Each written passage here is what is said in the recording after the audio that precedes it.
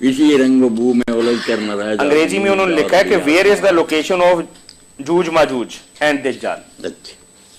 یعنی جوج ماجوج کہاں پائے جاتے ہیں، اور دجال کے بارے میں بھی تھوڑی سی انہوں نے آپ سے رہنمائی اور وضاحت چاہی۔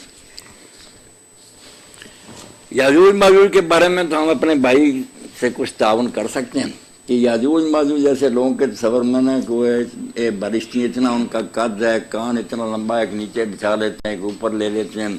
اور ان کی ایک اور جو ہے نا وہ ہزار بچہ جانتی ہے، اور یہ ہے، یہ سب افسانے ہیں، دین سے ان کا کوئی تعلق نہیں۔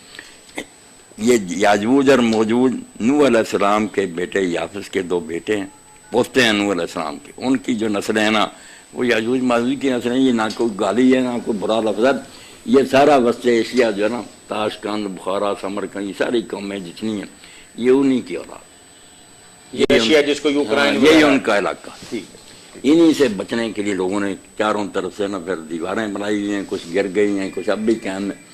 فسادی تھے، جب بھی زیادہ تعداد میں ہو جاتے تھے پھر یورپ کی طرف چلے جاتے، ہندوستان کی طرف آ جاتے، یہ آریہ وغیرہ بھی انہی کی شاخیں تھیں، مگر دوسرے علاقوں میں جا کر کچھ مہذب بن جاتے تھے۔ یاجوج ماجوج تو یہی قیامت سے پہلے نا ان کا بڑا فتنہ ہوگا، دوبارہ اٹھیں گے، یہ کیا کریں گے پھر؟ تباہی مچائیں گے۔ جیسے اب سوشلزم لوگوں نے بہتا 70-80 سال ہے، اسی طرح کے فتنے پھر کھڑے کریں، علاقہ فتنوں کا، جب بھی انہیں موقع ملتا ہے نا۔ ٹھیک ہے، جزاکم اللہ و احسن الجزا۔